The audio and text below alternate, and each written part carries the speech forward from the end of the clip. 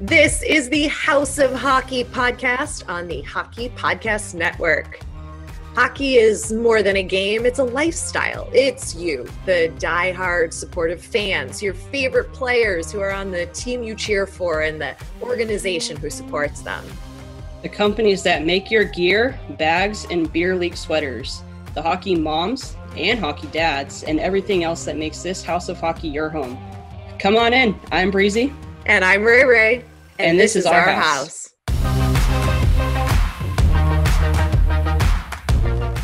Welcome to the first ever episode of House of Hockey podcast with me, Rae Rae, the hockey lady, and Breezy from Hunks of Hockey.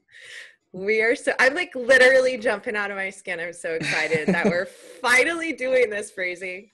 I know, it's been a long time, right? Yeah, we met. Let's tell everybody a little bit about us, how we met and connected here, and then we'll tell everybody a little bit about who we are, and we'll talk about our hockey background and what people can expect when they listen to us here on our podcast.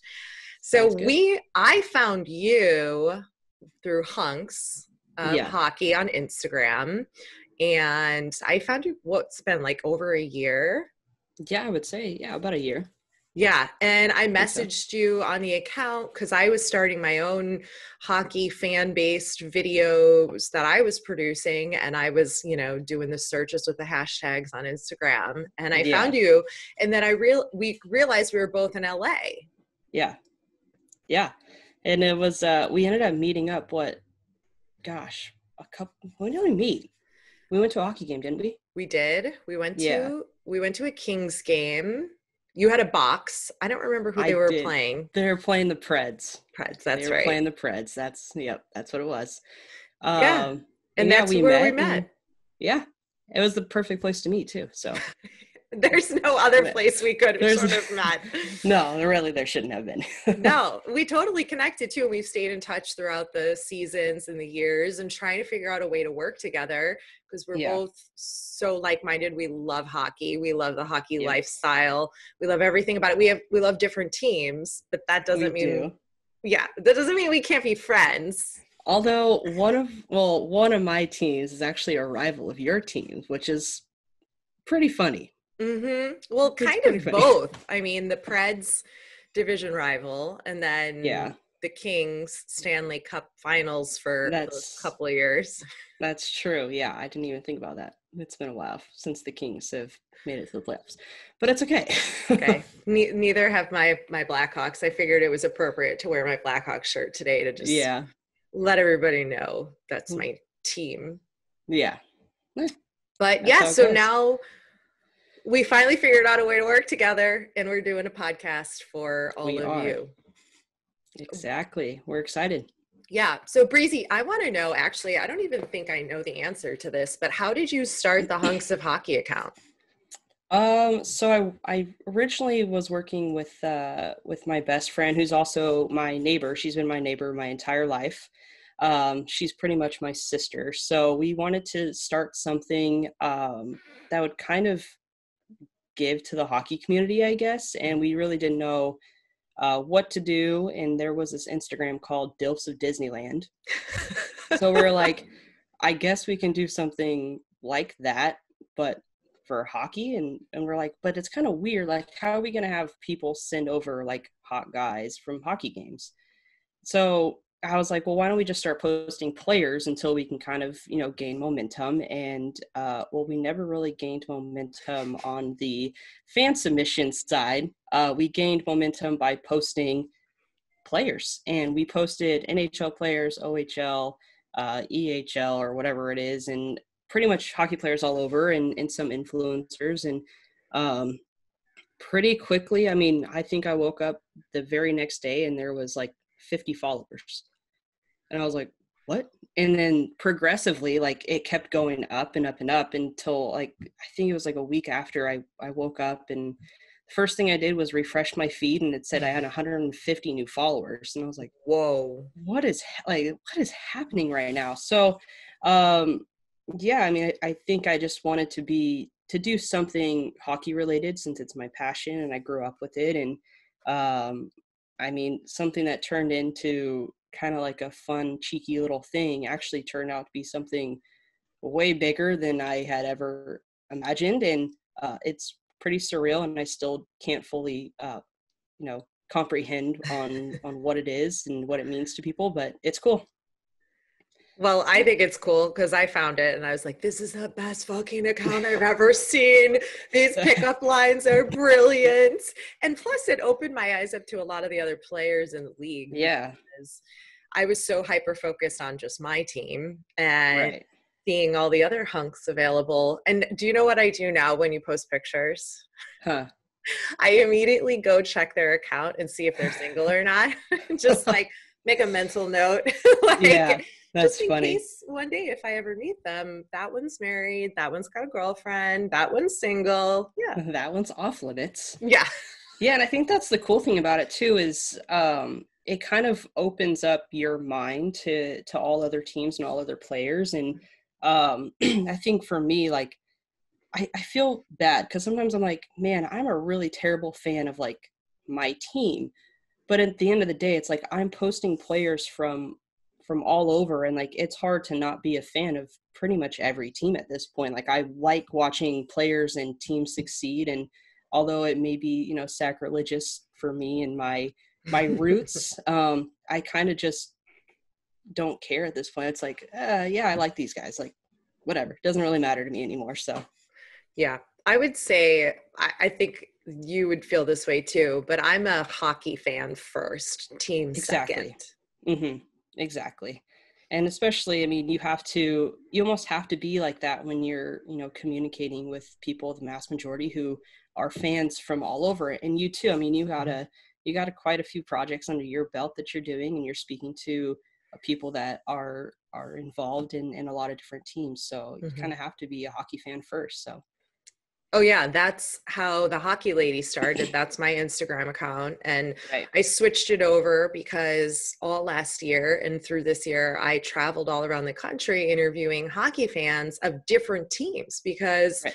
I wanted to know what made their fan experience different. What were their traditions? What's their goal scoring song? How are they as Right. a fan base? Everybody is so different. I mean, we're all the same because we have a love for hockey Right. first. I fully believe that. And I think there's something really unique and different about hockey fans as a whole. I can't put my finger on exactly what that is. And I think Mm-hmm. that's part of what we're going to explore here on the podcast, talking to all the different people that make up this world and community and family of that's surrounded by watching hockey. Right. And so, yeah, so I've talked to all kinds of fans from every different, like I did Yeah. 11 or 12 cities and went to different games and really got to experience it. But I was welcome everywhere I went, Yeah. and it's been pretty awesome.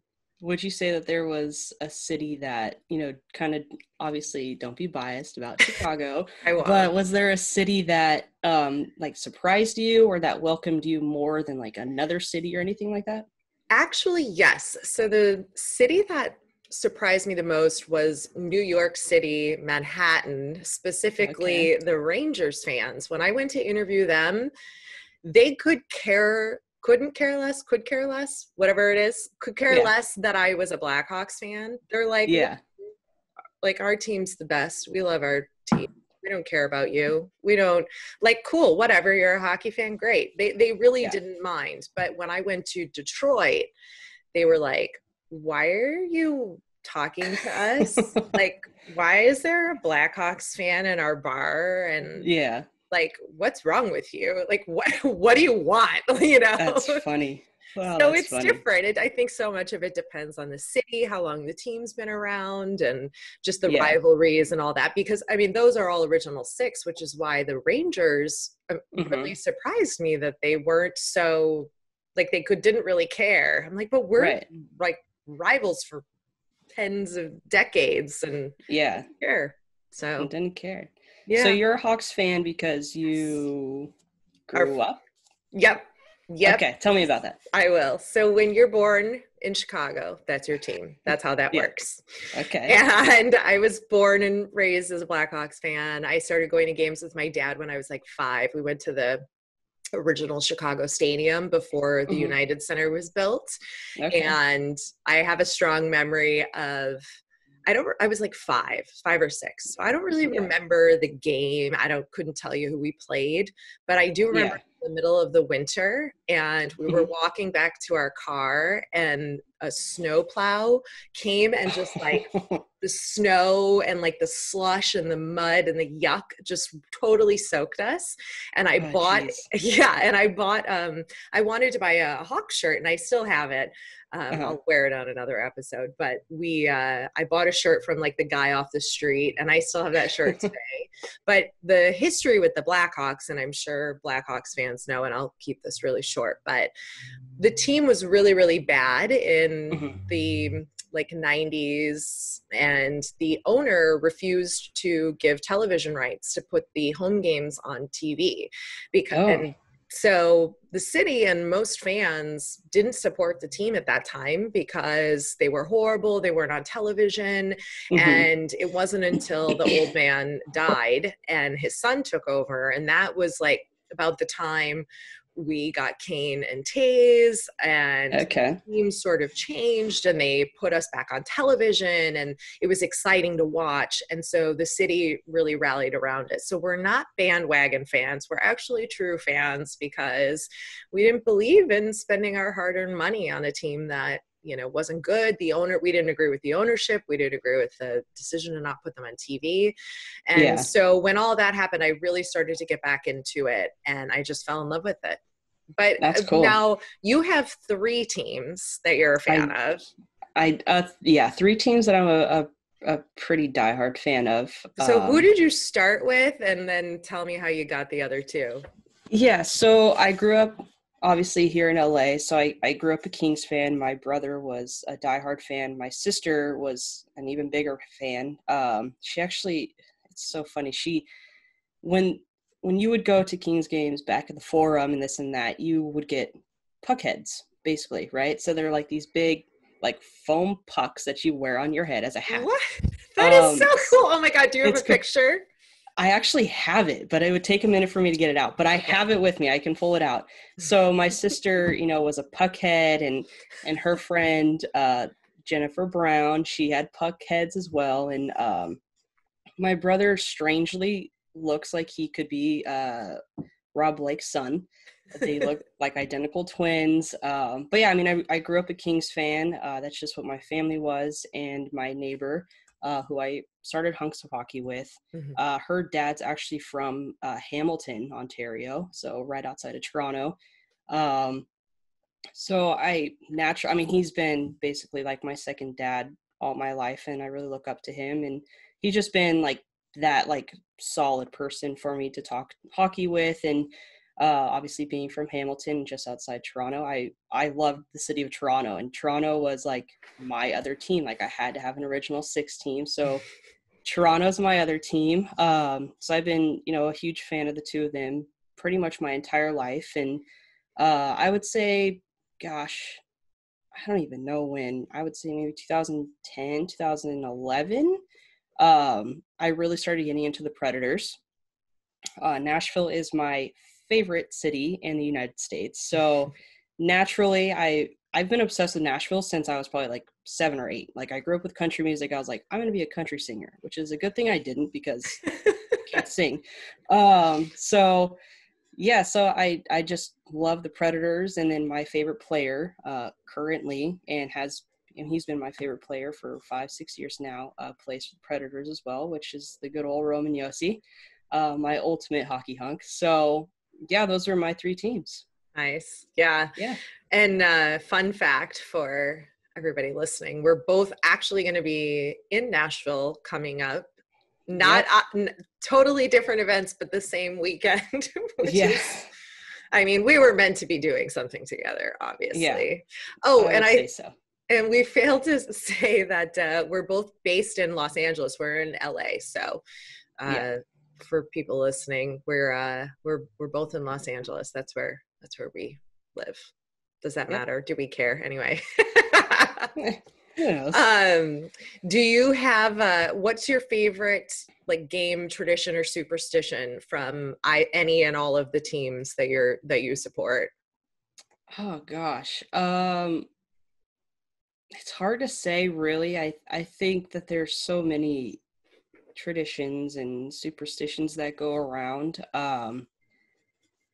I don't know if I really have one, to be honest. I mean, I think I love the fact that people throw stuff on the ice, like, Detroit throws, the octopus on there, and Yes. Nashville throws the catfish. And um, I think that's funny. I think it kind of sucks that it has to, delay the game a bit, and there's some weird juices on the ice. Wouldn't want to fall on Yeah. that, but I would No. say, I'd say that's probably one of my favorite things.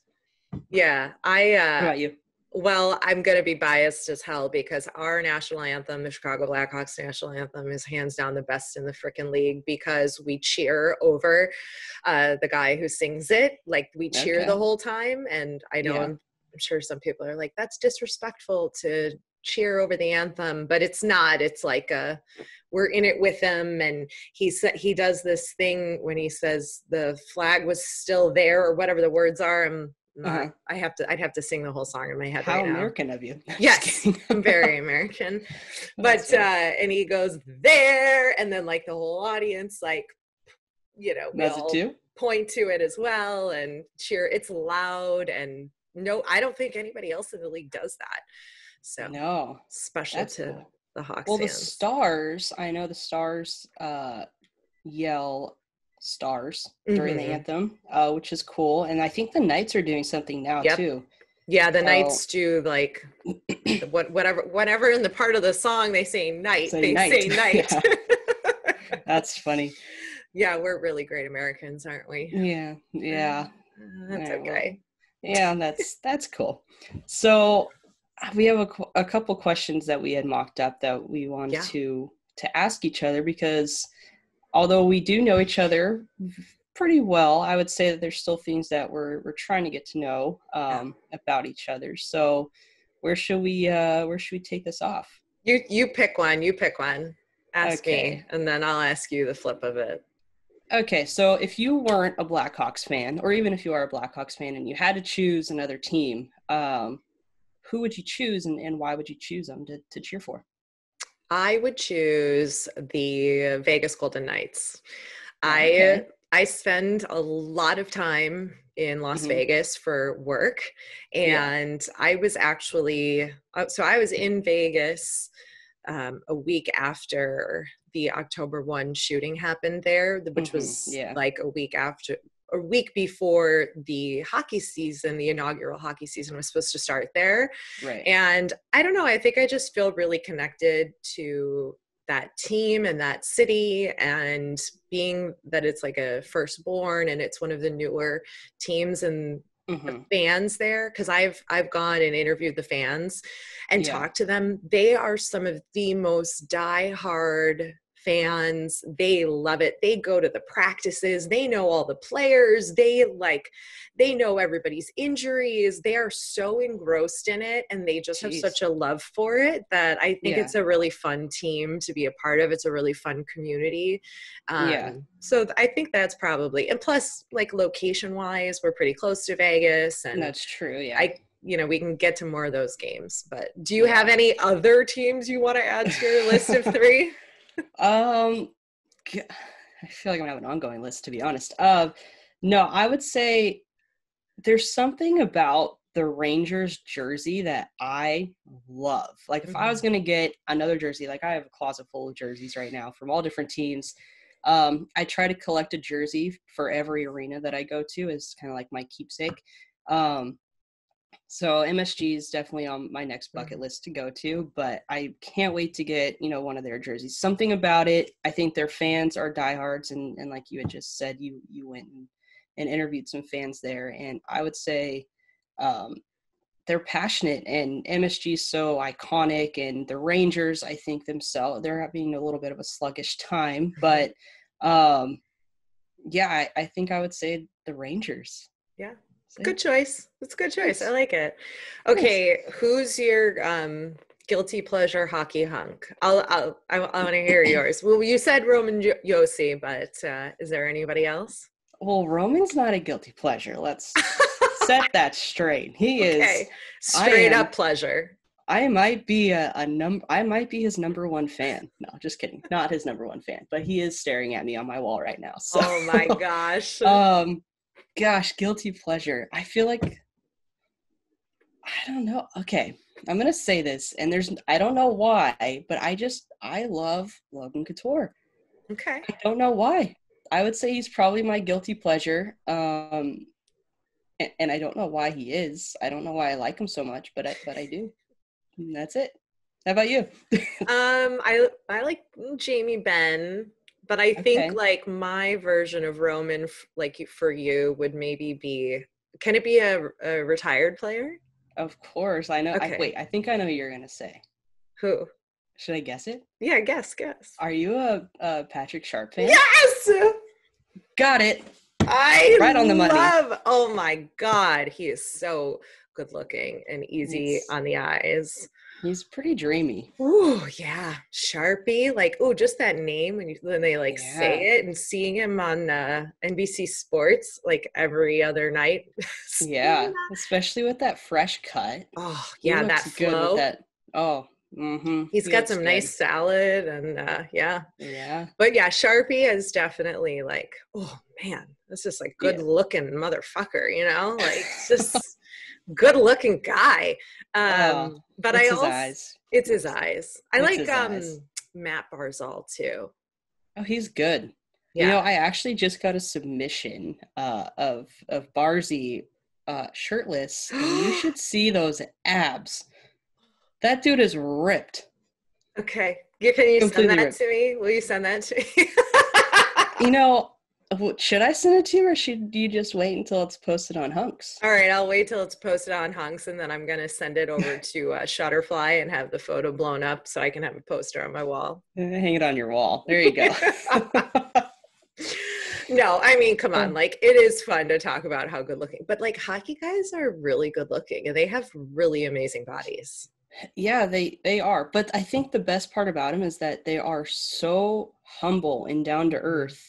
And I think that's what makes a lot of people fans, is not just their looks, but they're also really skilled, obviously. But I think at the end of the day, having someone that is so humble, and even though they're fantastic players, you know, they're nice, and they keep their feet on the ground. And yeah.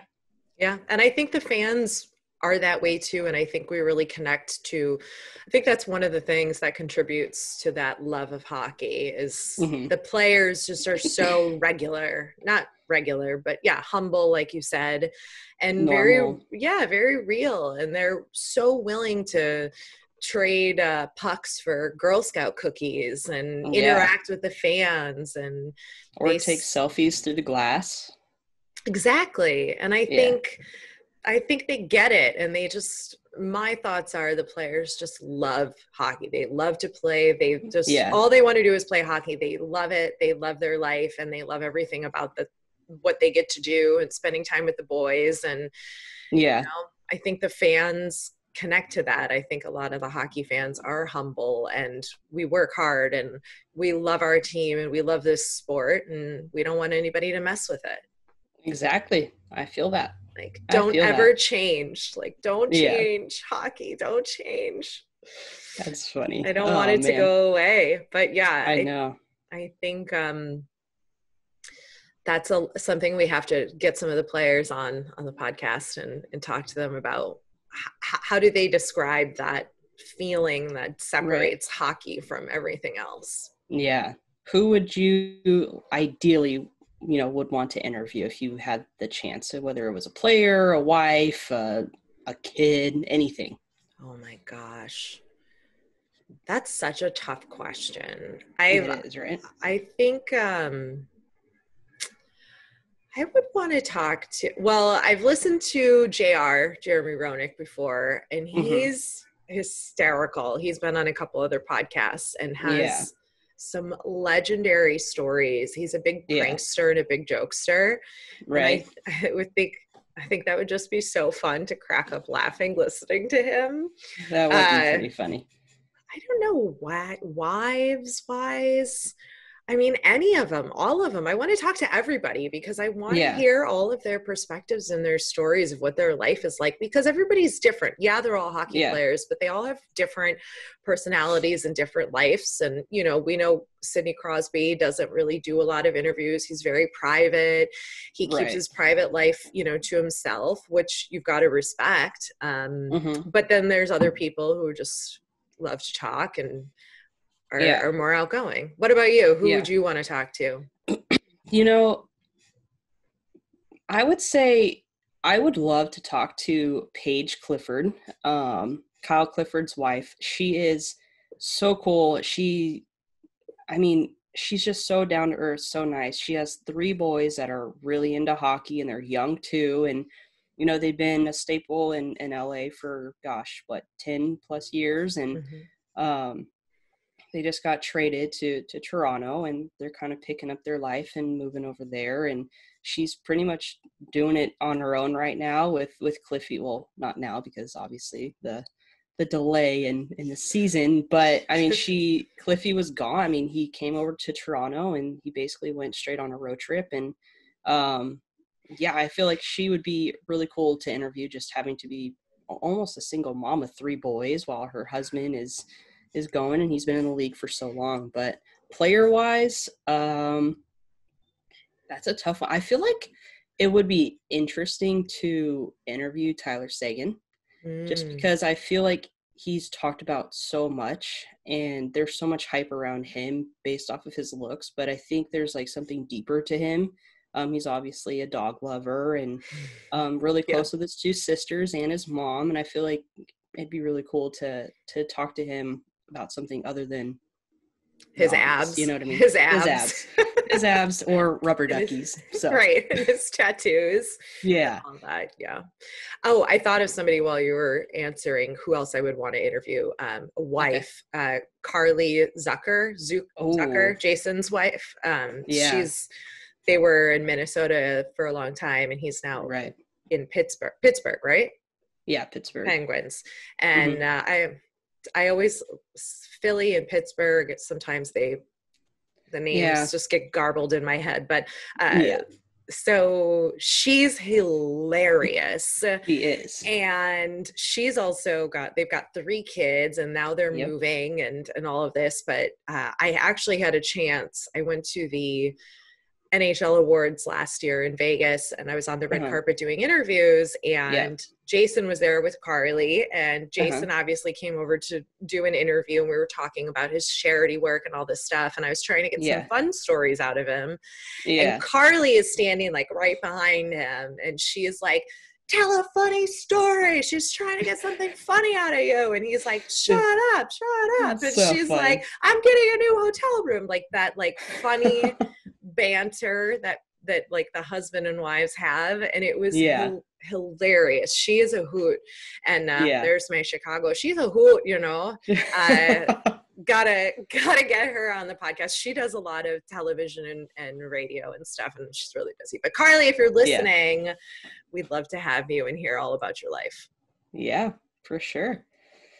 Well, I think we got to tell people what they're going to be hearing from us. What do you say? I mean, we started this because we wanted to kind of, you know, talk all things hockey, and there's so many different podcasts that are out right now that talk about, you know, players and stats or games and this and that, but we kind of wanted to pull everything together into this one. And I mean, what do you say? You take it over from here. No, you got it. That's exactly it. We wanted to talk more about the lifestyle of all the aspects and all of the pieces that build what we like to call the house of hockey, a house of hockey. And it's not just the players. Obviously, we're going to talk about some of the headlines or some of the big stories that go on in the league when, you know, it resumes and when we're back on the ice. But there's there's so much other aspect. There's so many other aspects that go into the game. Obviously, we want to talk to players' wives and hear about their experience and how do they view hockey from Right. their perspective. We want to talk to, the referees, the linesmen, the local recreational coaches who are coaching the next generation of players and, are coaching teams. And we want to talk to people who run brands, lifestyle brands, and that are hockey based, and just some of the diehard fans on Instagram, even that have accounts that love talking about hockey, and bring them on and hear their perspective and learn about their teams and their traditions and, players and everything that goes into it, because it's not just what happens on the ice that we want to talk about. We want to talk about everything else that surrounds it, that makes this incredible community of hockey that I know I love dearly, and I know you do too, and I think so many other people do as well. And they're not just about their one particular team, but they're about the whole sport.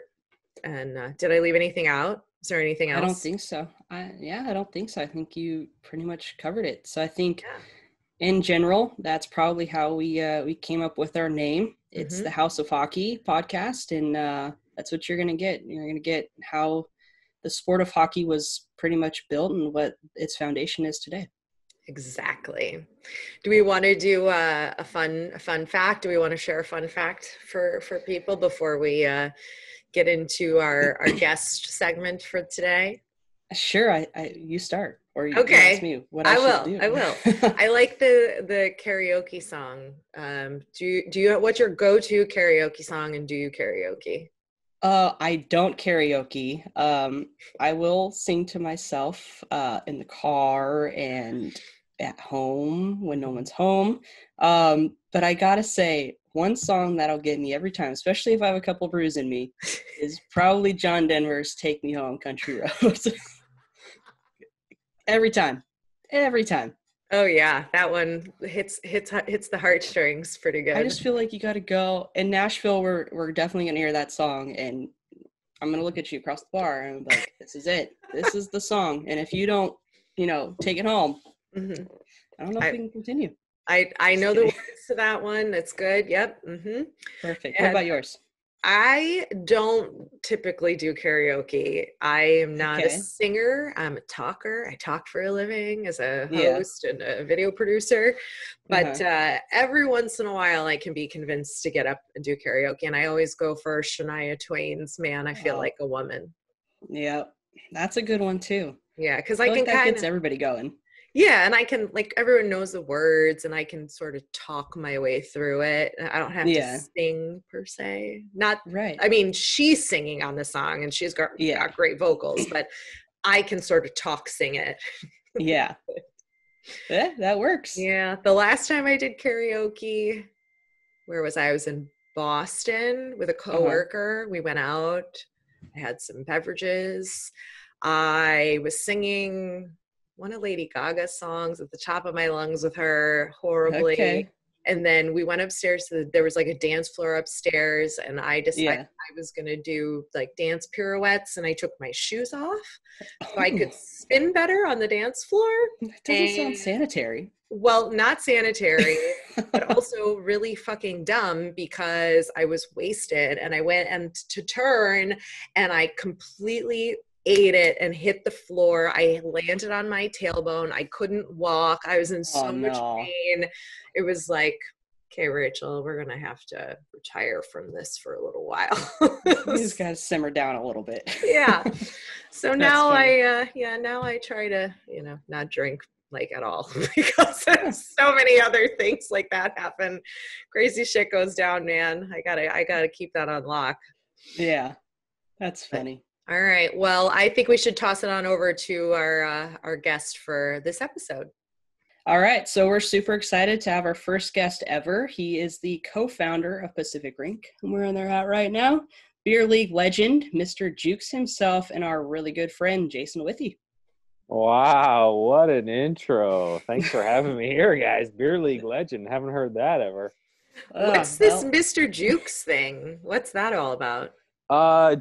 Juke, Jukum is a nickname I've had since high school.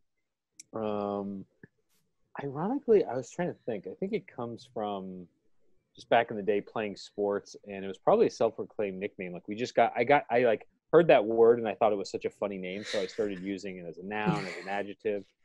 And I was like, you can't juke the jukester. And then someone, it was probably one night of drinking too many apple juices. Someone was like, I'm going to start calling you Jukum. So it's been an inside nickname between my friends and family members. And now all of our listeners here on House of Jukum Hockey JJ. Podcast. That's it, Jukum JJ. Am I juking anybody? No, I'm not. But it's I think that's what makes the nickname funnier. Yeah. It's a good one. Yeah, thanks, buddy. Yeah. So what's going on? Well, let's see here. I want to hear the story, Breezy, of how you two know each other. Because, like, we've all met and hung out. When I first met Breezy at a Kings game, Jason was there with the fam, and we all met there. But I don't know the story of how you two connected. Well, it's a classic case of sliding into the DMs. Breezy. Me? Talk about that. Oh, yeah, because I slid into your DMs. Yeah. Right? From Pacific Rink to Hunks of Hockey. Yeah, so obviously having Hunks of Hockey, we post pictures of hot hockey players, and Pacific Rink actually had just done a photo shoot with a few of the Kings. It was Trevor Lewis, Kyle Clifford, and Alec Martinez, and I knew Pacific Rink was an LA-based brand, so I thought it was pretty cool. Wanted to kind of promote them a little bit. I really like their style of clothing. And so I slid into their DMs and basically just asked for permission if we could repost one of the photos. I think it was Alec Martinez? I think it was Alec Martinez, wasn't it? Yeah. Oh, yeah. Yeah. So basically just kind of asked for permission to post the photo and tag Pacific Rink, which obviously it's never really a bad thing to tag a brand or tag anybody in the photos. So thankfully he gave us the blessing, and it's been a friendship since, pretty much, right? But that whole thing started was, hey, you guys are LA fans, and I was like, yeah, of course we're LA fans, and so it's like, hey, let's meet up at a hockey game, and that's where we first met, right? It was me, you, Mandy, and Todd. Maybe? Yeah, it was. How long ago was that? We just talked about this, actually, because we had just went to the game last week, and it was, 2-3 years ago?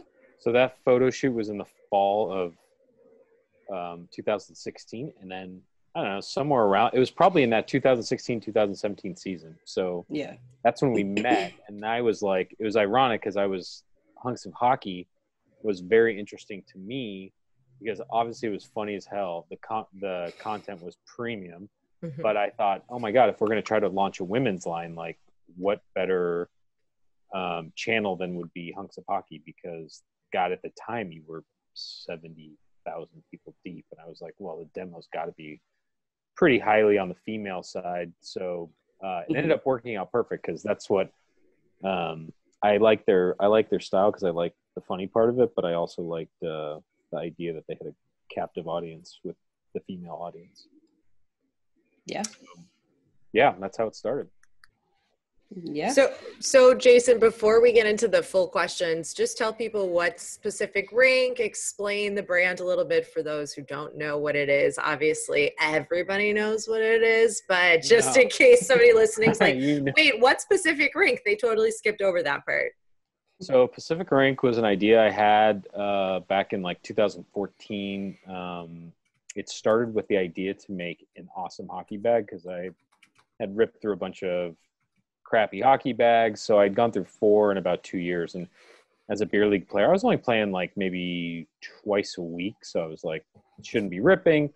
Anyways, ideated, a lot of, spitballing on it. And then in 2015, my stepbrother and I were looking to get in the business together.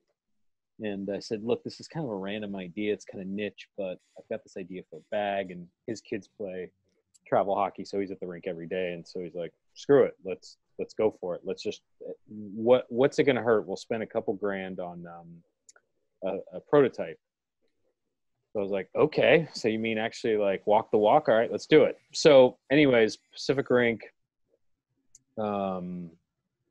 we started with a prototype of the bag. And then as we were building the bags, I'd always wanted to mess with apparel. I just thought there was a lot of,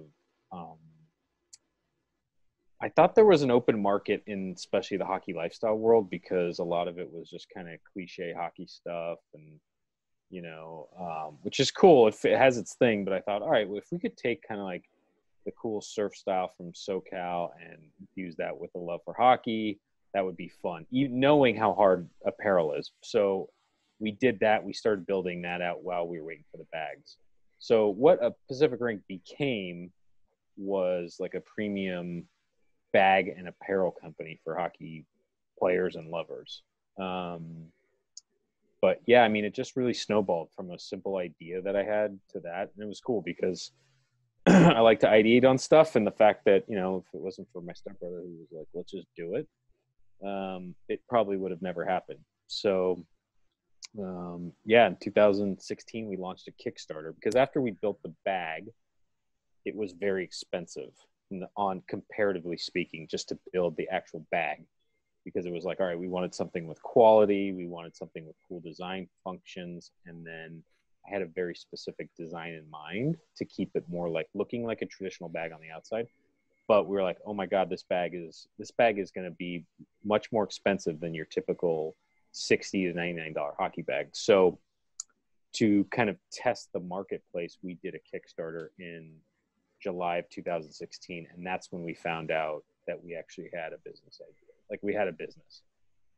And the market kind of went crazy. And they're like, hey, it was, obviously there was an educational curve. Like, hey, why does this bag cost that much more? But we produce videos, we produce content, showed the bag. And then once the bag got out into the marketplace, people were like, oh, I get it now. Right. And people were like, yeah, I'll pay the money for a quality bag. I'm sick of my bag ripping every year. So, and then, it just kind of snowballed from there. We shipped our first bags, and I think our Kickstarter backers got their bags in October. And that's really when the company took off, like October 2016. And it's just been growing nicely ever since. Nice. So what originally got you into hockey? So hockey, it was, the simple statement is Wayne Gretzky. So yeah, when Wayne Gretzky got traded to the Kings, right about that time is when rollerblades were invented. And so in SoCal, we were so pumped on everything. And so there was street hockey games everywhere. Yeah. Any like parking lot that resembled like the shape of a hockey rink, there was a game going on. So we were always out there and playing in my cul-de-sac, playing in parking lots. And then there was just a mania around it. Like people were so pumped. And then my dad took me to my first game at the Forum. Mm-hmm. And I remember watching Gretzky and the rest of the Kings and just was like, this is my sport. I'm in. And that's how I got into it. I mean, that's the easy way to say that I got into it. Yeah. And how would you describe hockey in SoCal now, or even just California in general, by being not a wintry kind of state? But obviously there's a lot of hockey that's in the state. We have 3 teams, and how would you describe it? I'd say it's one of the few places where by the numbers, it's growing exponentially. Like, it's really cool. When it came here and I tried to play, like Breezy, you know the story, but when I tried playing, I went out, I bought skates, and I was in 6th grade, and like a couple clinics into it, my dad's like, dude, you're not playing hockey. And I was like, oh no. Yeah, I was literally like in the locker room after the second clinic, and he's like, dude, I talked to the coach. The ice times are crazy. The cost is crazy. You have to travel every weekend, because back in LA at that time there were no house leagues, right? Like we didn't have Toyota Sports Center back then with 4 sheets of ice and house leagues, and so you had to play on a club team and you had to travel.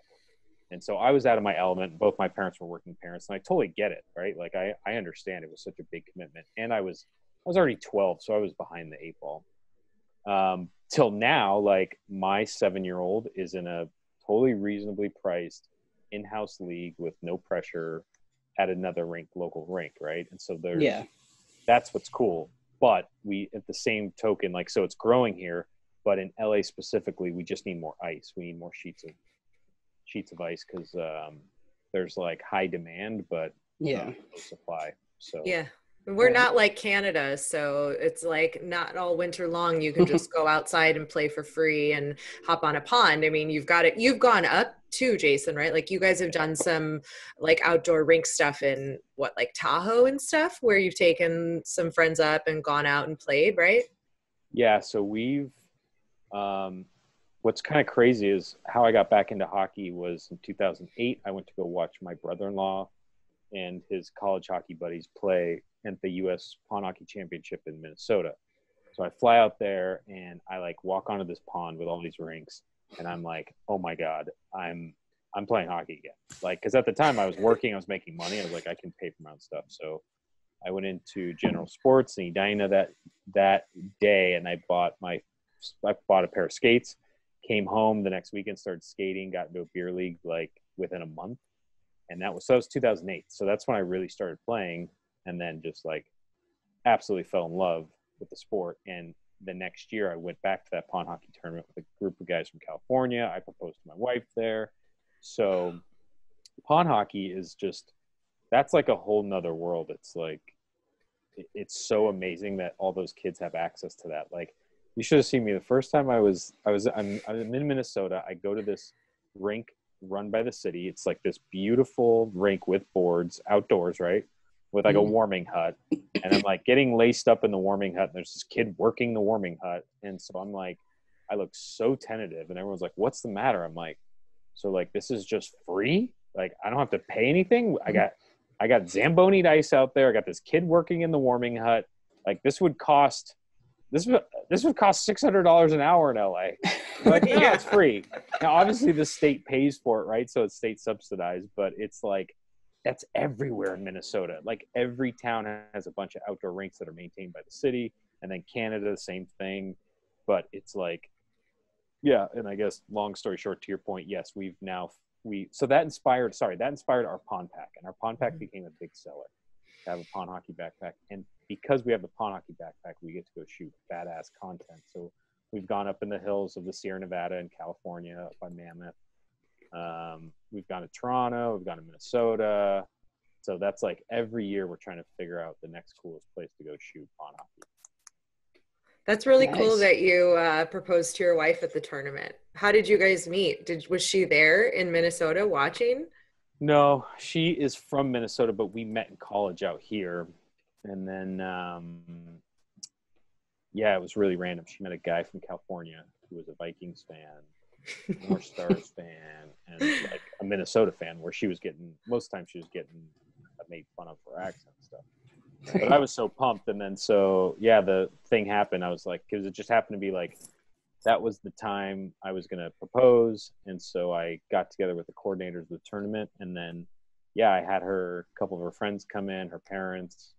So it was weird. I played our first game ever, like my first pond hockey game ever. Like, we're getting smoked by these guys. I've got the engagement ring in my buddy's pocket. It was so funny. And then we walk up in the tent, and they said, all right, you get up to the tent. We'll call you up to the stage. So it's weird. There's like hundreds of bros who are just sweating, drinking beers, playing, just taking breaks between hockey. And I'm like, God, this is going to be awkward. Like, are they going to be cool with this? And then it was like, oh, so funny. They're like, okay, we've got a special story here from California. Jason Withee and Abby come to the stage, and she thinks that they're just calling us up because we're from California. Yeah. That was the story. So I get up on stage, but my buddy who had the ring in his pocket is in the bathroom, and I can't find him. Oh no. And I'm like on the microphone going, Mark Rubin, come to the front of the stage. Where are you, Mark? Because people are just staring at us. And Abby's like, why does it matter? Why does it care? So I'm like, all right. So then I go into it, and I got to pull up that recording. But yeah, it was pretty cool. I had my skates on. I dropped to my knee and then did it, and everybody went crazy. It was cool. That's incredible. Yeah. So funny. It was fun. It was cool. It was like, made the news. They were stoked because they were like, it was like actually a media company that ran the tournament. So there was a different angle, right? So yeah, it ended up being really cool and just wild. And we got smoked by a lot that tournament. And so But you went home with the girl. Went home with the girl. Went home with right. the girl. Yeah. So Yeah. how's college and high school hockey up in Minnesota? I know you obviously Minnesota is really close to your heart and obviously a hockey town. So how is it up there? Minnesota hockey is I'm totally biased. It's funny because I'm not even from there, but I think it's the best hockey. Most Minnesotans will tell you, like, when you come to Minnesota, there's two like bucket list items you got to do. Is you got to go to their state fair, and you got to go to the state tourney, meaning the Minnesota State High School Hockey Tourney. And so I'm proud to say I've accomplished both. But the state Minnesota high school hockey is it's hard to describe. It's just so unreal. So we go out there. So when we go to the Pond Hockey Championships in January, we actually will go to high school games at night because they're so unreal. So these kids play in front of packed houses. Not like the arenas are huge, but you know, they have stadium seating. There's oftentimes scouts in there, college scouts, all that stuff. And it's just wild. Like, the hockey is so good. It is so good. And it's just a different level up there. So high school's good. College, I've been to Gophers games. It's insane. I think it's just the culture. Like, if you're a hockey fan, it's just so fun to watch the games with those people because, like, for example, like, if you play for the Gophers, like, you're a Minnesota guy and you play for the Gophers and you don't play a day after that, like, you're still a legend. Like, I've literally been in the stands of a high school game and my Minnesota buddy will be like, bro, that's Johnny Thompson. I'm like, fuck is that? Thompson. They're like, played for the Gophers in '86, winger. What, dude? And so kids, it's crazy because kids, it's like, you know, some towns have like Boston with their baseball history. Like, that's Minnesota with hockey. Like, dude, you know your ex-alumni Gophers. Like, those guys are heroes, right? Dang. My brother-in-law played for. Okay, here's an example. My brother-in-law, who graduated high school in '96. Okay, '96. He played for Duluth East, 2 hours north of Minnesota. He played on this sounds weird to say because it's high school. He played on a famous line with Spihar and Locker. And if you could talk to a kid in high school now, and they will know the high school hockey line of Spihar, Locker, and Wheeler from the early 90s. Wow. And so I'm at a bar with my brother-in-law one night. Bar's dead. One guy who's probably 50 sits next to us. And he says hi, while we're chatting. He looks at him and goes, huh, you Andy Wheeler? No way. And I'm thinking this guy knows him from his, like, because he's had insurance practice for 100 years with his family. I'm like, oh. And he's like, yeah, why? What's up? He goes, you mean Wheeler, Spihar, and Locker? Duluth East? I said, oh, God, here we go. And I, before Andy could answer, I look at this guy. I said, how do you know that? How do you know who this guy is, my brother-in-law, and the fucking excuse my language, the high school hockey line he played on? How do you remember that? You're 50 years old, bro. He goes, everybody remembers that line. Oh, God. So it's like, but at the same time, I love it so much. My brother-in-law couldn't give a flying F. He doesn't talk about hockey. He doesn't talk about that he's a captain of the Badgers or the Duluth East days, because his whole thing is, I didn't play in the NHL. It doesn't matter. Me, I'm always pumping this guy's tires. I love it. I'm looking for stories. And this guy at the bar, I just was like, Andy, that's amazing, bro. People are talking about your high school. You're like Uncle Rico out here. So that does not happen anywhere else, I don't think, except Minnesota and Canada. No, that's amazing. So it's, again, long story, but it's just a testament to, like, they bleed hockey, and, like, it's like one of those things you sit on the couch and you watch with your dad, like, Friday night you watch Gopher games, right? It's just cool. I love it. So the culture, I'm obsessed with the hockey culture there.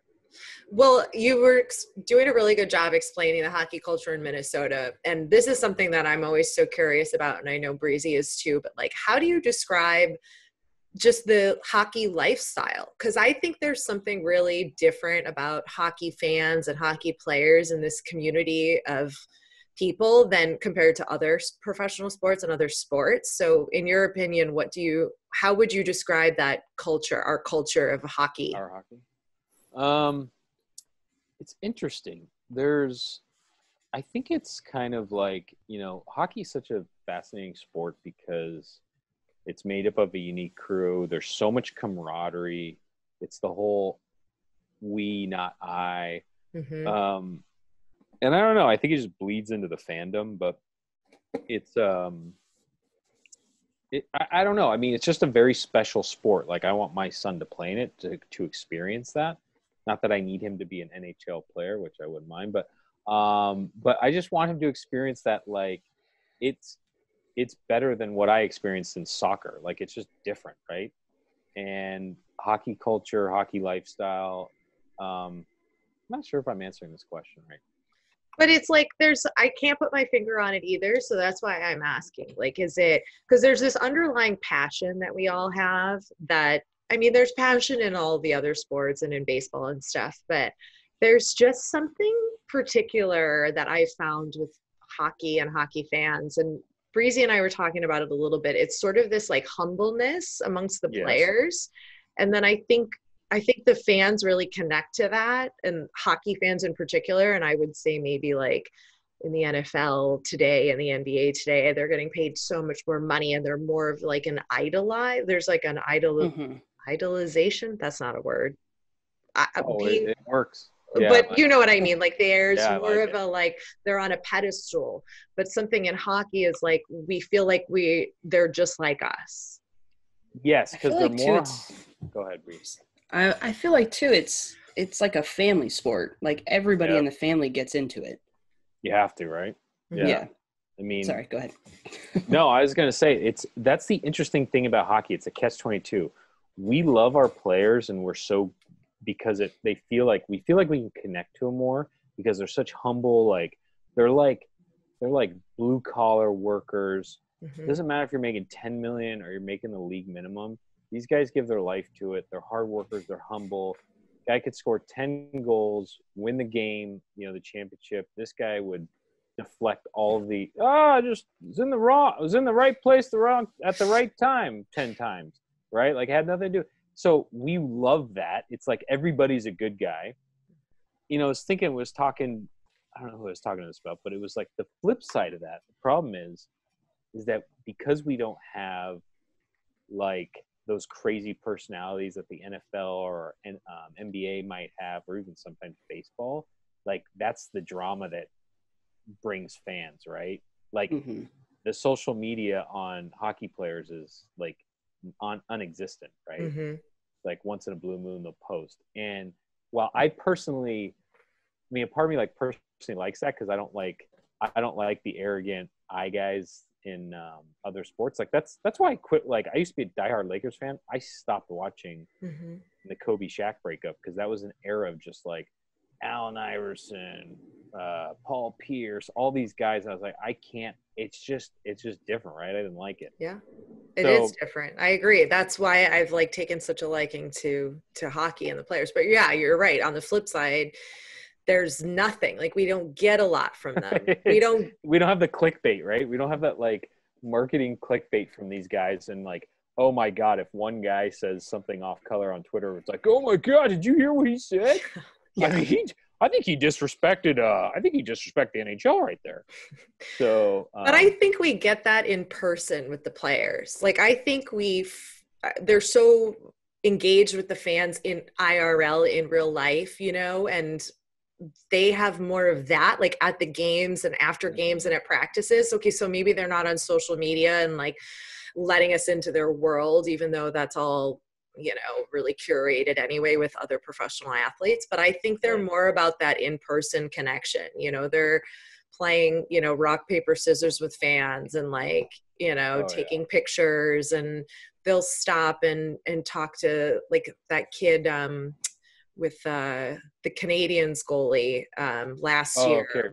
Carey Price, that he did that whole of that kid who lost his mom, and like everybody's like, oh, and like look at Layla Anderson with the Blues. Like she's a person, and they were so willing to just connect with her, and they don't want to share all those stories always, but and I think that's like part of we've got like an understanding as fans. We do. I think it's cool. I mean, think about that. I tell people, I'm like, do you know do you know what other sport, like, take for the LA Kings, for example, and I know a lot of teams have this now, that have open practices. Like, you can, for free, as a family, take your kids or yourself and go watch the LA Kings practice and be right on the glass and have no problem, right? Now, you can flip side say, oh, it's not as popular as a sport, blah, blah, blah. But it's crazy. Like, they have access. The kids can go – like, I tell parents all the time, like, bring your kids there. The players will throw pucks at them, blah, blah, blah. And that was always so funny, like, the juxtaposition at Toyota Sports Center back in the day of that it used to be the Kings practice facility and the Lakers practice facility. The Lakers came in through private parking. You could have no access to them. You couldn't – when you walked in the building – the one or two windows that were into their practice facility were completely like they had curtains on them. You couldn't see in. There was no access. Now, you could argue and say, oh, they're so much popular. It would be crazy. It's still whatever. It's just so different. The Kings were like parking in the parking lot. So they have to come out of the building, go through the array of fans to get to their car. It's just so funny, like laughing like this. So funny. Meanwhile, the Lakers were just going into private parking, never had to see anybody, right? Yeah. But that's cool that we still have that with our league. Yeah. Now, you're obviously an LA guy, Mm-hmm. right? Kings are close to you, but you're a Minnesota guy. Who's your team? Oh, the LA Kings are my team for sure. I grew up when I was a kid because I was obsessed with Minnesota. I loved the North Stars. I still love their jerseys and whatnot. Yeah. And it was like I was kind of devastated when they left to Dallas, and I was thinking, I was like, I'm not even from Minnesota at the time. I was like, how do you get rid of the hockey team from the state of hockey, right? And you move it to Dallas. But again, remember, like, I've been going to Kings games since back in the day with my dad at the Forum, and then I mean, there was a lot of rough years there in the 2000s, but fast forward, and this company is cool because I've actually got to be part of the passion. I've got to meet the players, and it's really cool when you meet these guys and you see like they're kind of who you think they are. They're good guys. They're hardworking. They're family guys, and then but I've like getting to go to the championship game in 2012, watching Jazz Hands put his hands up, like that was insane. I was crying like a school child. And so it's crazy, right? I didn't know if I'd ever be able to see that, but see it like. Is that your best hockey memory? What's your best hockey memory? Best hockey memory, as a fan, for sure that. Like, being at that game, just crazy, because we had Joey, our firstborn, in the oven, and me and Abby and him and my brother and my friends were there, so that was special. And then, let's see, best playing moment. I actually, years ago in one of my beer league teams when I was just getting into it, I got this. Let me tell you something. Tearjerker. I got this score a game-winning goal in overtime in playoffs from my grandparents, dude. Wow. Talking tears, bro. I looked up my two grandparents. They were in town, and they came to the game. I scored that damn goal. I looked right at him, pointing my stick. Oh God, tears in heaven, bro. That was probably my coolest playing moment. Yeah. So do you want to talk about any of the players you met or any experiences you've had meeting players? I mean, we've just discussed how we're cool, bro, like about the players, but like, is there any that you want to share or anything unique or anybody that you've come across in your time, both, playing and with Pacific Rink? That's none of your damn business. Playing. What stays in the locker room stays in the locker room. I think. Well, I think a lot of people know this. The first pro I ever reached out to was Kyle Clifford, who now plays for the Leafs. He was my favorite player on the Kings. And I think I got a hold of him because he followed us on Twitter. So I was able to send him a message, and I just said, hey, bud, just let you know I'm a huge fan. I'm a South Bay guy. I've got this company. Just want to, thank you for everything you've done. And, if you ever need anything, let me know. I'm not asking for anything. If you want anything. And then, he replied back and was like, dude, I like your stuff. Like, this is awesome. I totally rep it. Next day I'm in Kyle Clifford's house. Right. And this he's not a big deal. Not a big deal. He's like, hey, come over, bring some stuff and I'll bring it into the locker room, blah, blah, blah.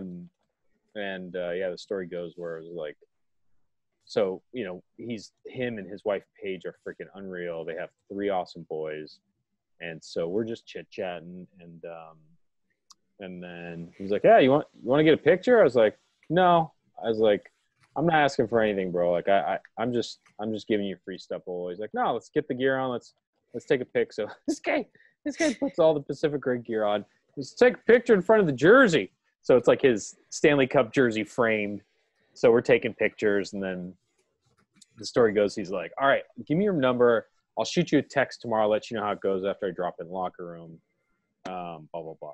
This guy shoots me a message 45 minutes later. He goes, huh, Martinez and Zakhoff came over. They grabbed some gear. He shoots a picture of them. And then, basically that's how our relationship started. And he's just an awesome dude. And I was absolutely devastated when he got traded. But he's enjoying being close to home in Toronto. It's just more proof. I mean, that's just more proof right there, that story, that the hockey guys are just regular. They're like, yeah, cool. This is awesome gear. Like, yeah, I want to, like, let me try it on. You want a picture? Sure. No problem. Like, so casual about it, I would have never been able to DM someone in the NBA or the NFL. Like, bro, you want a sick free shirt? They were like, kick rocks, talk to my agent if they would respond, right? Exactly. So it's cool because you can say, hey, so yeah, and we've been lucky. Like, there's guys like Brent Burns. He's as awesome as you would think he would be.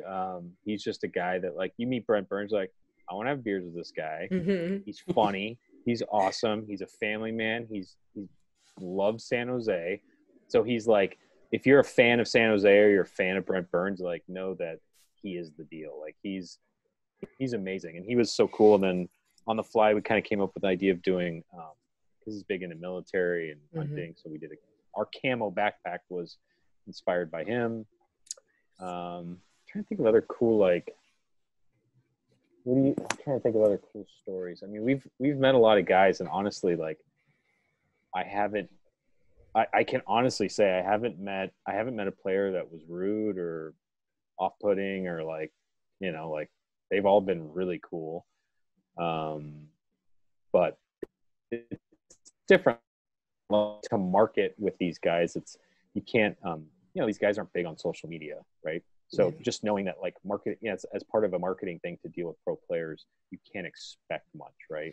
Because A, I'm not paying them, and B, like, a lot of these guys aren't on social media and stuff. So it's like, if you snap something, if you get something, great. Otherwise, it just is what it is. It's part of the deal. Yeah. I feel that. Well, knowing you, obviously you and I have been friends for a while, and a lot of people probably don't know this, but you and I are actually business partners. Mm-hmm. So I do know, Pacific Rink related, you have a podcast you started. You want to talk about that for a minute? Right. Yeah, we're starting a podcast. We just recorded our first one called the Circle Chirp Podcast. Who's we? That's me. My best friend Todd, who goes by Kooks Robitaille, you know him. Oh, and Todd. Then, my teenage riddled nephew Jack, and he's filled with angst and dead over it. And it's a podcast. It's something, hockey's kind of thing, but it's more about whatever we want to talk about. We don't care. It's fine. it's whatever it is. So it's going to be more comedy based, and 3 idiots just running their mouths. And that's basically the format, but it's gonna be fun. I'm stoked. Well, what's even more funny in a small world is that I know Todd, one of your co-hosts, before I knew you guys. Yeah. In the comedy scene in LA, I was friends with a lot of people that he knows, and he and I were friends like from that world, and then I met you guys, and we saw that we had this mutual connection.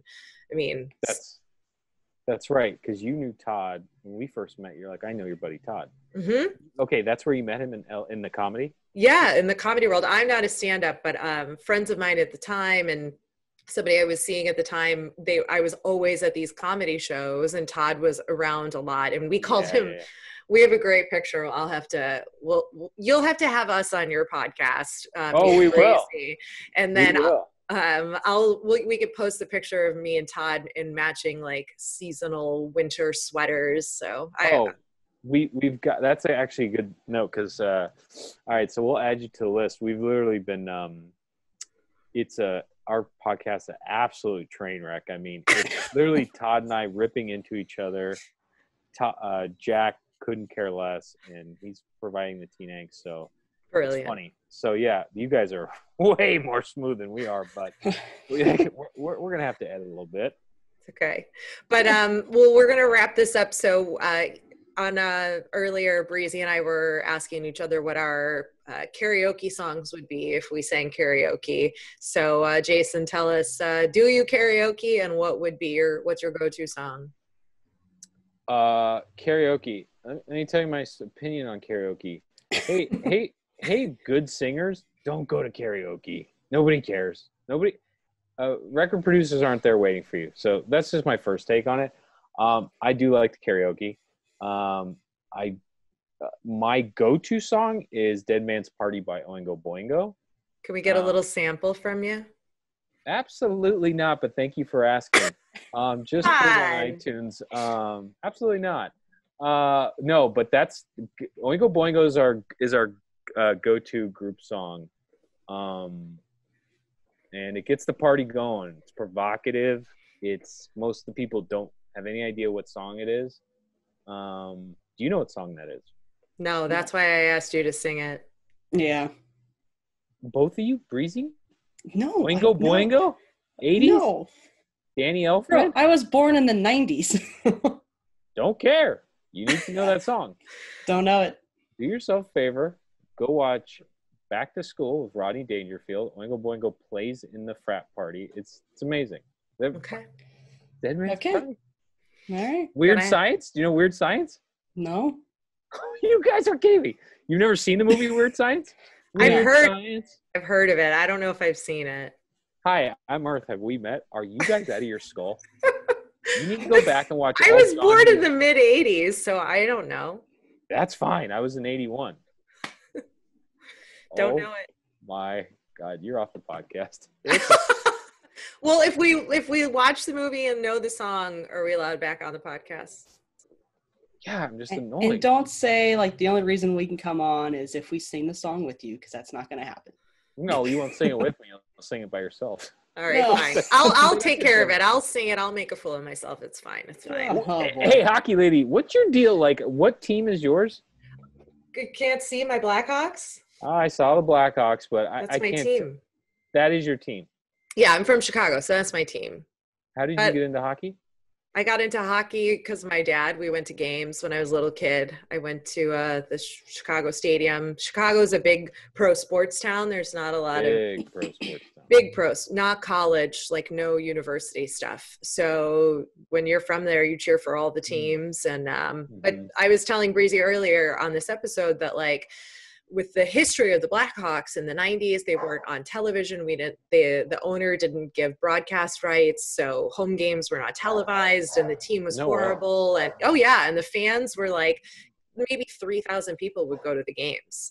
And now the United Center and Madhouse on Madison is sold out, every game. And so when the old man, the owner, died, the son took over, and that's when he changed the entire marketing of the team and brought it back to life. And then it really helped that we had Kane and Tays and then those years and everything. So my dad had season tickets then, like when we heard, I remember the phone call. He was like, yeah, I think I'm going to get season tickets to the Hawks again. I had them once for a little bit. He's like, well, we've got these two young guys, this Kane and this Tays, and, I'm going to get them with my buddy and we're going to have tickets. And so They did. And then every time I was home in Chicago, I was like, Dad, I got to make sure I go to a game, save the tickets for me, you know? And I just brought my love of hockey to the surface, and I haven't looked back ever since. So I love talking to the fans. I love watching all the teams.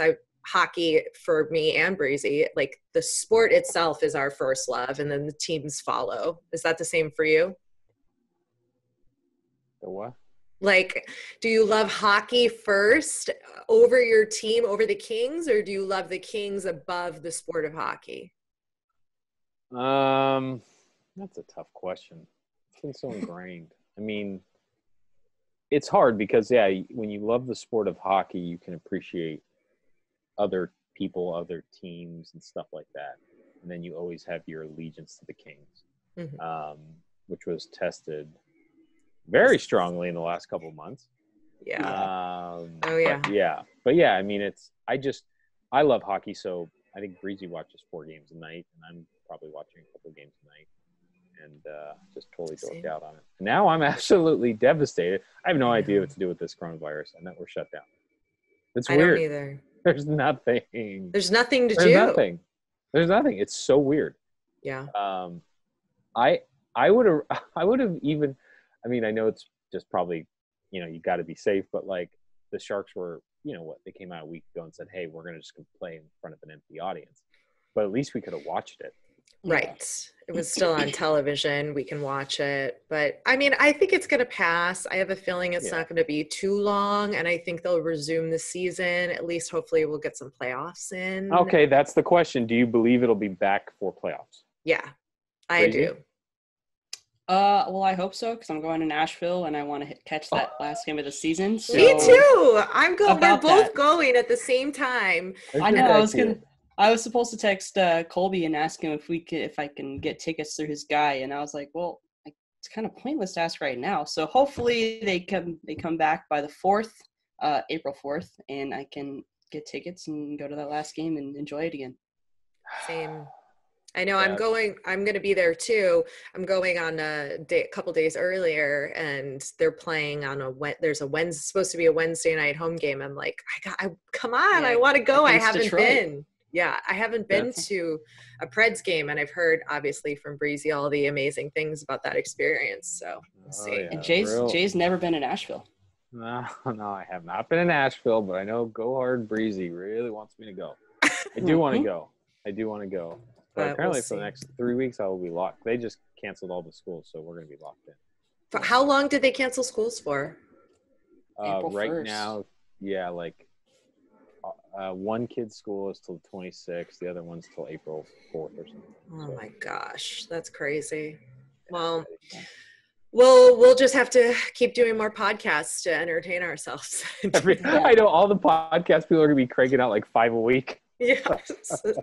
But all right, well, Jason, tell us where people can follow you, plug Pacific Rink, plug your podcast one more time, and we'll let you get back to your life without any hockey. I know. You can follow us at Pacific Rink, whether it's Instagram, Facebook, Twitter, pacificrink.com. Look out for Circle Chirp Podcast. You can find us on Instagram there. We're getting that going. And then me and Breezy, we have our digital marketing agency, gonorthagency.com. So we're stoked about that. So any smaller to mid-sized businesses that need help getting the word out, we'd love to help. Awesome. Thanks, Jason. All right, guys. Thank you for having me. Good luck with everything. You too. I'm honored to be here. You should be. Thanks, bud. Okay. Bye. Merry Christmas. Thanks for coming over to our House of Hockey podcast and hanging out with us. We'll be back next week with a brand new episode. And in the meantime, you can follow us on social media. Just look for House of Hockey podcast. We'll be back next week.